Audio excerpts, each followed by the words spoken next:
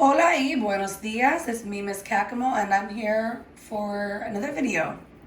So today I'm going to teach you the difference between the two verbs in Spanish that mean to be.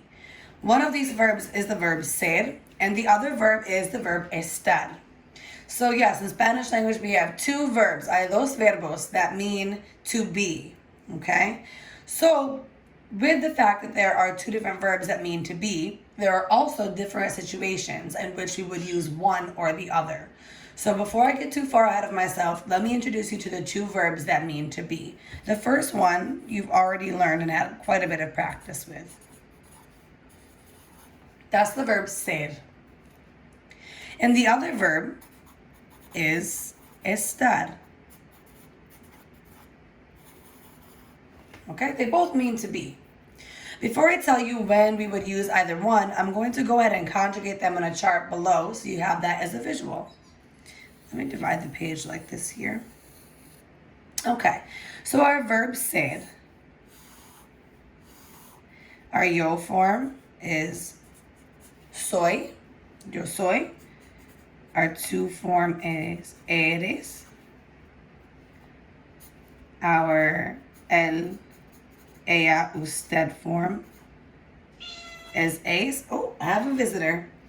Our nosotros form is somos. Our vosotros form is sois. Okay, ma'am, you need to go. I'm doing a video. Love ya. And then I've got here for the last one, ellos, ellas, ustedes, and that is son. Okay? So we've got yo soy, which is I am, tú eres, which is you are, él, ella, es, which is he and she is, or our formal way to say you, which is usted, usted es, would be like you are. Nosotros somos means we are. Vosotros sois means y'all are. Ellos and ellas son is they are. And of course we have ustedes son, which is all of you are. Okay? So over here with the verb estar, I'll make another chart. Our yo form is estoy. Now take a look. This is not your typical AR verb ending, but ser is also not a regular verb either. Ser is irregular as well. If you notice here, this doesn't follow the normal ER endings, right? O, es, a, hemos, es, en. We don't follow that for ser. So ser is irregular. Estar is also irregular, especially in the yo form. Okay, estoy. But after the yo form, it does follow your normal AR verb endings. Okay, so we'll see how that works. Tú estás. But here's the tricky thing. It's got an accent over the A. Then we've got él, ella, usted. And that's está. And that also has an accent over the A. Okay. Over here we've got nosotros, meaning we. And that is estamos. No accent in estamos. Then we've got vosotros. And that is estáis, which this form usually always has an accent. Anyhow. And then we've got ellos, ellas, ustedes, están. So folks, essentially these mean the same translation. Yo estoy, I am, tú estás, you are, él, ella está, he and she is, usted está is you formal are. Nosotros estamos is we are. Vosotros estáis, y'all are. Ellos, ellas están, they are. Or ustedes están, all of you are. Okay? So now let's take a look at when to use either one. This is where it becomes a little bit trickier, but I have created a little way to help you remember when to use each one. Let's first focus on ser. So I've created an acronym, which doesn't really mean anything in English, but it's just a little thing to help us remember. Don't prip. Again, that's not really even an English word, but it's going to help us determine when to use ser versus what I have here for estar is help. Again, not an English word, but it's just a little acronym to help us remember. Okay? So let me just zoom in a smidge here so we can see a little bit closer. Our first situation in which we would use the verb ser to be is if we are talking about the date. Okay? Es el 7 de mayo. I know it's not May 7th, but first date that came to mind. Okay? This is the verb ser, es. Okay? We also use the verb ser when we are talking about somebody's origin, meaning where are they from. If I said, soy de Cuba.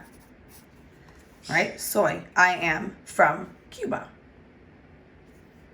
Okay? We also use the verb ser when we are talking about somebody's nationality, which is very similar to the situation of it being an origin. Nationality. Es cubano. He or she is, in this case, he is Cuban.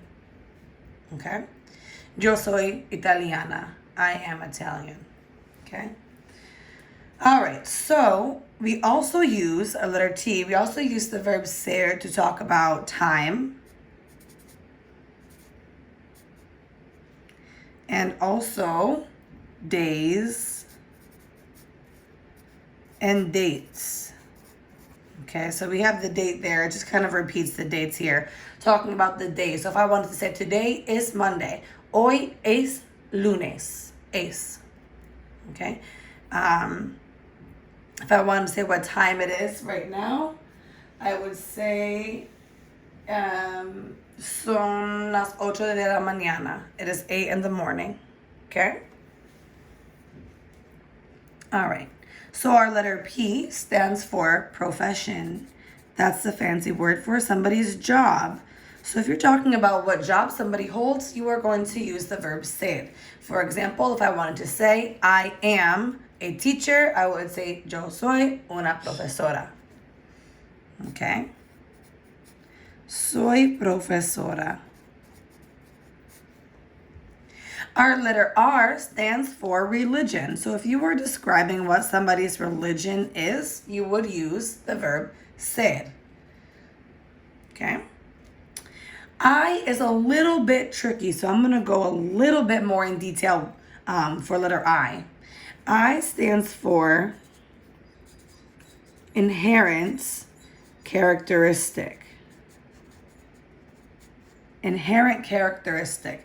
So if you were talking about I am tall, she is blonde, they are even personality traits. They are funny, they are friendly. So if you're describing somebody's physical or personality, you will want to use the verb ser. So I'm going to write here, describing somebody's physical appearance or personality.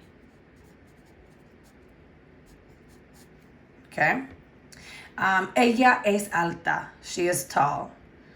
Tú eres amable. You are friendly.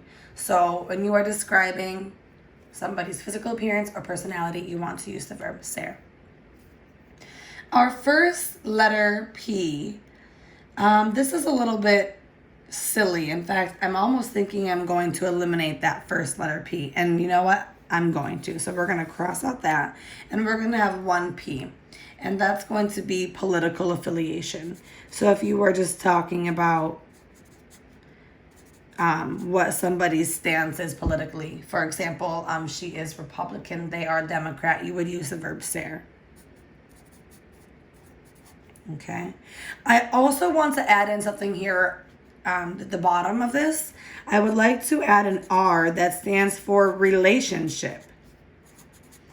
Because you use the verb ser to talk about what somebody's relationship is to you. So if you wanted to say, she is my mom, you would say, ella es mi madre. Okay? So talking about somebody's relationship to you. That is my friend, right? She is my friend. Ella es mi amiga. So we use ser for that as well. Okay? All right, let's jump over here to estar. And estar is much shorter. There's only 4 situations for us to remember. Our first one, letter H, stands for health. So if you were talking about somebody not being well or being sick, you would use the verb estar. So if you wanted to say, for example, I am sick, you would say, think back to your unit on parts of the body and health. Yo estoy enfermo or enferma if you're female. Okay? Yo estoy, I am. Letter E stands for emotion. So if you're talking about your feelings and emotions, you would like to use, or you would need to use the verb estar. Okay? If I wanted to say, tú estás triste, you are sad. Okay? You have to use the verb estar, talking about somebody's emotions and feelings. Letter L stands for location. So you have to use the verb estar when talking about somebody or something's location. If I wanted to say I am in class, I would say yo estoy en clase. Yo estoy en clase, where something is. Okay? If I wanted to say the marker is on the table, I would say el marcador está en la mesa. Okay? Where somebody or something is located. All right. And lastly, our C stands for condition. So we use the verb estar when talking about the condition of something. This is a little bit trickier, but let me give you some examples. Dirty, clean, hot, cold,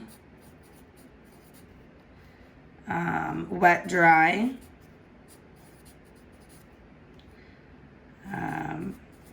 good, bad. Those are examples of conditions of things, okay? So if I wanted to say, my coffee is cold, I'll just do a little example. Mi café está frío. Okay, it is cold. All right, so we're going to do a bit of a practice with this for today. I know this video is about 13 or so minutes long, but we'll practice with this information, and I will also upload this page right here to Google Classroom so you can use it separately as a reference while you're working on the activities. And of course, as usual, if you have any questions for me, please reach out via Remind, or you can send me an email, but Remind is the quickest way to get a hold of me. Okay, muchas gracias. Good luck, buena suerte.